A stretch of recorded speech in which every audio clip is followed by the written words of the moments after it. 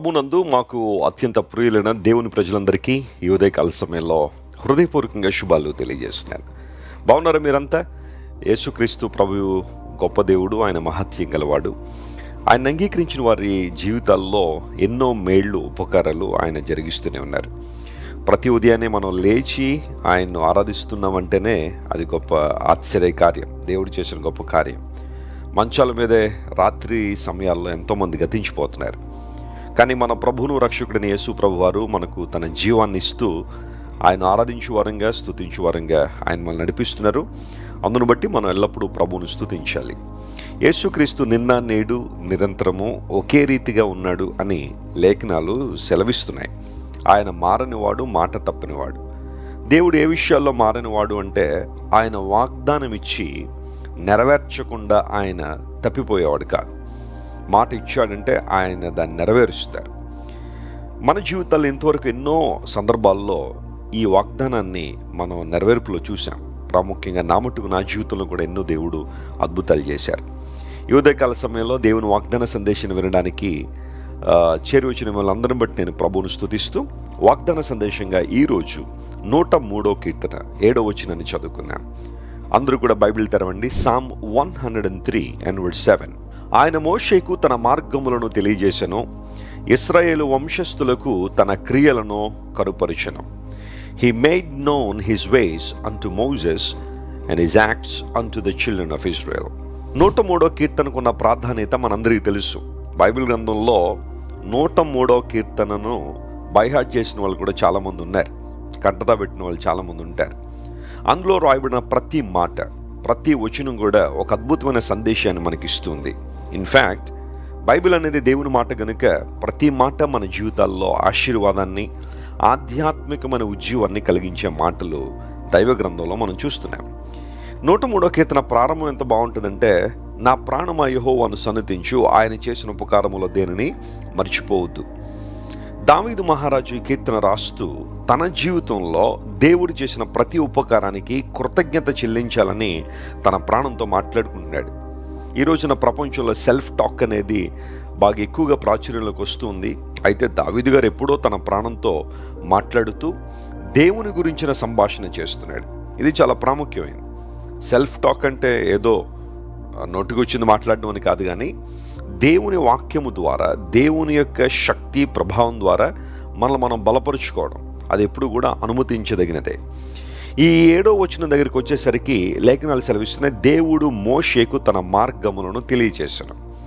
మార్గము అన్న చోట హిబ్రూలో డెరెక్ అనే పదం ఉపయోగించబడింది. డెరెక్ అనే మాట the manner how God does things. దేవుడు కార్యములు ఎలా చేస్తాడనే విషయం మోషేకి తెలిసిందట. ఆధ్యాత్మిక జీవితంలో అత్యుత్తమైన మెట్టు అంటూ ఏదైనా ఉంది అంటే అదే దేవుని చిత్తాన్ని తెలుసుకోవడం, ఆయన మార్గములను తెలుసుకోవడం. మీరు ఎప్పుడైనా ఇలా ప్రార్థన చేశారా? దేవుని సన్నిధిలో కూర్చున్నప్పుడు, ప్రభువా నీ మార్గములను మాకు కనుపరచు, నీ చిత్తమును మాకు బయలుపరచు. ఎందుకోసం అంటే దేవుని మార్గములు ఎప్పుడు కూడా శ్రేష్టమైనవే. ఆయన త్రోవలు వంకర త్రోవలు కాదు. ఆయన త్రోవలు ఎవరిని కూడా వంకర త్రోవలు నడిపించేవి కాదు. కొంతమంది ప్రబుద్ధులు ఉంటారు. వాళ్ళు ఏమంటూ ఉంటారంటే, నేను ఇలా పాపంలో ఉండడం దేవుని చిత్తమేమో అనుకుంటారు చాలామంది. నేను తప్పుడు పనులు చేయడం కూడా దేవుని చిత్తమేమో.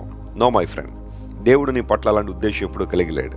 నువ్వు పరిశుద్ధంగా బ్రతకాలని, నిర్దోషంగా ఉండాలని, నిష్కపటంగా నువ్వు ఉండాలని దేవుడు ఎల్లప్పుడూ ఆశించాడు. కానీ నీ ఇష్టానుసారం తిరుగుతామని దేవుడు ఎప్పుడు ఆయన ఆశించలేడు. ఆయన మార్గములను తెలుసుకునే ఆధ్యాత్మిక స్థాయిలోనికి మనం రాగలుగుతామా? ఎప్పుడైతే దేవుని మార్గములను మనం తెలుసుకునే వారంగా ఉంటామో జీవితంలో ఆశీర్వాదాలను, దీవెనలను నిశ్చలమైన స్థితిలో మనం అనుభవిస్తాం. పరిపూర్ణమైన విషయాల్లో దేవుని నడిపింపును మనం చూడగలుగుతున్నాం. దేవుని చిత్తం కోసం ప్రాకులాడడం. ఒకవేళ ఈ ఉదయకాల సమయంలో ఈ వాగ్దాన సందేశాన్ని వింటున్న మీలో ఎవరైనా యవన బిడ్డలు ఉంటే, మీ జీవితంలో మీరు తీసుకునే ప్రతి నిర్ణయంలో దేవుని చిత్తాన్ని కనుగొనండి. ఆయన సన్నిధిలో ప్రార్థించండి. దేవుని చిత్తం అనేది ఎక్కడో మార్కెట్లో దొరికే వస్తువు కాదు. You have to spend your time in his presence. దేవుని సన్నిధిలో నువ్వు సమయాన్ని గడపాలి. ఆయన సన్నిధిలో మోకాళ్ళు వేయాలి. దేవుని చిత్తం ఏదో సడన్గా నీకు తెలిసిపోయేది కాదు. ఆయన సన్నిధిలో నువ్వు కనిపెట్టగలిగితే, మోషే దేవుని సన్నిధిని ప్రేమించాడు. దేవుడు ఎప్పుడు రమ్మన్నా దేవుని సన్నిధిలోనికి వెళ్ళడానికి మోషే సిద్ధంగానే ఉన్నాడు. మనందరికీ తెలుసు కదా, సీనాయి పర్వతం మీద మోషే 40 రాత్రింబగళ్ళు, ఆహారం లేదు, నీళ్లు లేవు, దేవుని సాన్నిధ్యంలో సమస్తాన్ని మరిచి ప్రభువులో లీనమైపోయాడు. 40 days and night. Can you imagine? దేవుడు తన చిత్తాన్ని, తన మార్గములను మోషేకి తెలియజేయడానికి కారణం, మోషే ఎల్లప్పుడూ సంసిద్ధంగా ఉన్నాడు దేవుని స్వరాన్ని వినడానికి.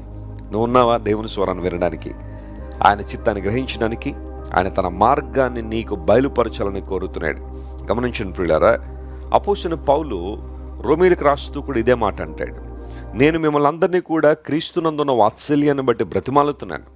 ఏం బ్రతిమాలుతున్నా పౌలా అంటే, మీరు లోక మర్యాదను అనుసరింపక ఉత్తమమును అనుకూలమునైన దేవుని చిత్తాన్ని పరీక్షించి తెలుసుకోండి. అలా తెలుసుకోవాలంటే మీ మనస్సు మారి మీరు రూపాంతరం చెందాలి అన్నాడు. రోమీయులకు రాసిన పత్రిక 12వ అధ్యాయం 1-2 వచనాలు మనకు తెలుసు కదా. మీరు రూపాంతరం చెందబడితే దేవుని చిత్తం ఏంటో మీకు తెలుస్తుంది. ఆ చిత్తం ఎలాంటిదంటే ఎల్లప్పుడూ ఉత్తమమైనది, అనుకూలమైనది అనే మాట అక్కడ రాశారు. ఈరోజు నీవు నేను అలాంటి స్థితిలోనికి రావాలని ప్రభు కోరుతున్నాడు. God is always willing to reveal his will and his purpose in our lifes. మన జీవితాల్లో దేవుడు ఎల్లప్పుడూ కూడా తన మార్గములను కనుపరచడానికి, తన చిత్తమును కనుపరచడానికి ఆయన ఎప్పుడు సిద్ధంగానే ఉన్నాడు.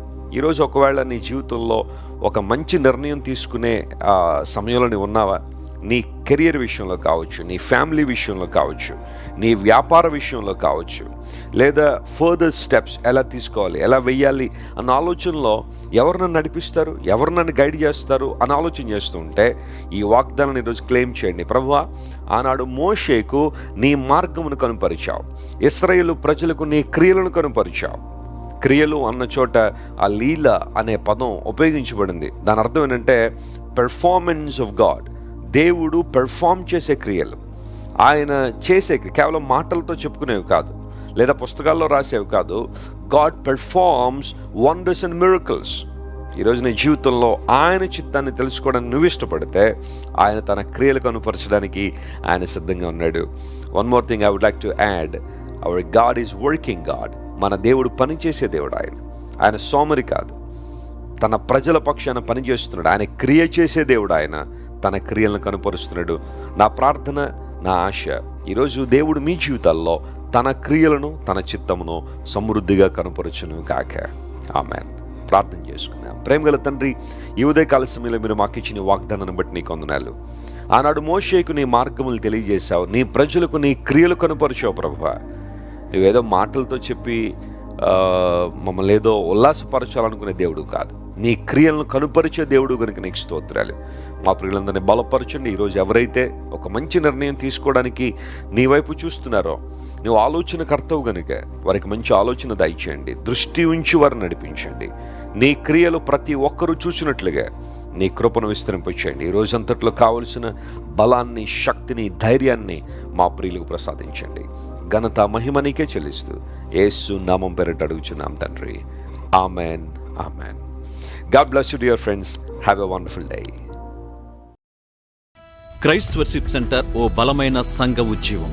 కొన్ని సంవత్సరాల క్రితం కేవలం 2 ప్రారంభించబడిన పరిచర్య నేడు ప్రపంచవ్యాప్తంగా లక్షలాది మందిని ప్రభావితం చేయుచున్నది.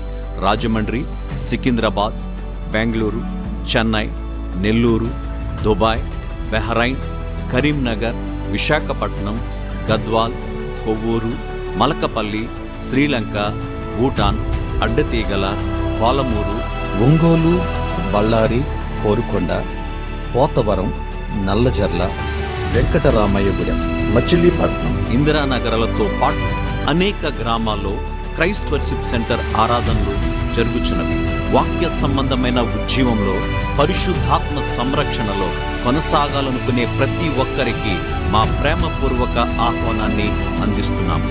రండి, ఆత్మతో సత్యముతో ప్రభువైన యేసు క్రీస్తును ఆరాధిద్దాం. మీరు ఇంతవరకు విన్న దైవ సందేశం మరియు దేవుని సేవకులు చేసిన ప్రార్థన మీకు ఆశీర్వాదకరముగా ఉన్నదని విశ్వసించుచున్నాము. ఈ సందేశాన్ని మీ స్నేహితులకు, బంధువులకు షేర్ చేయండి. మీకు ఏదైనా ప్రార్థన అవసరత ఉన్నచో మా ఫోన్ నంబర్లకు కాల్ చేయండి. దేవుడు మిమ్మల్ని ప్రేరేపిస్తే విశ్వాసంతో సాగుచున్న ఈ పరిచర్యను ప్రోత్సహించండి. మరిన్ని వర్తమానాలు, పాటలు వినుటకు జాన్ వెస్లీ మినిస్ట్రీస్ అను మా యూట్యూబ్ ఛానల్ను సబ్స్క్రైబ్ చేసుకొనండి. ప్రభువైన యేసుక్రీస్తు కృప మీకు తోడైండును గాక.